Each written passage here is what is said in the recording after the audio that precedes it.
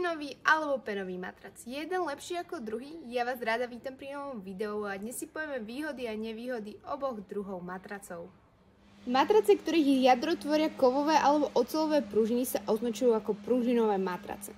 Existujú dva typy týchto matracov, ktoré sa líšia druhom, počtom a použitím pružín.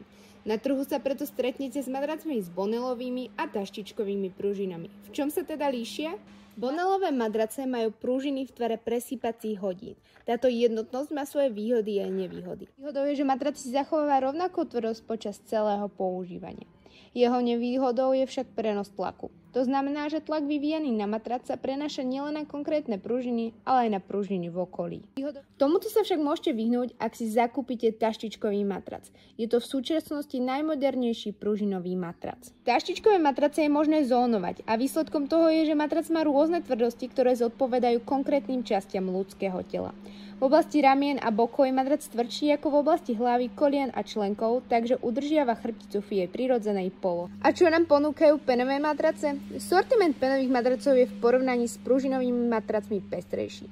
Existujú rôzne typy pien, ktoré sa môžu pochváliť rôznymi vlastnosťami. Môžete si vybrať, či uprednostníte jednodruhový matrac alebo sendvičový. Pružinový versus penový matrac. Ktorému z nich dať prednosť? 100 ľudí, 100 chutí. A preto sa nedá jednoznačne povedať, ktorý z nich je lepší. Avšak teraz si dáme ich porovnanie výhod a nevýhod. Veľkou výhodou pružinových matracov je ich dlhá životnosť, vysoká nosnosť a dokonalá priedušnosť, vďaka čomu má matrac vyššiu odolnosť proti plesniam a roztočom. Čo sa týka nevýhod pružinových matracov, je to ich vyššia hmotnosť a horšia manipulácia. Je z nich menší výber a sú nevhodné pre polohovateľné rožky.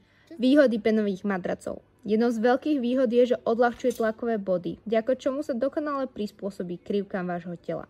K dispozícii je veľké množstvo pien s rôznymi vlastnosťami, zónovanie, ale aj kombinácia s polohovateľným roštom. K nevýhodám penových matracov patrí, že je menej vhodný pre osoby s nadváhou a takisto je menej vhodný do vlhkých a zle vetraných priestorov. Idete si k nám matrace vyskúšať a hneď zistíme, ktorý je vhodnejší pre vás a ja vás rada uvidím pri ďalšom videu.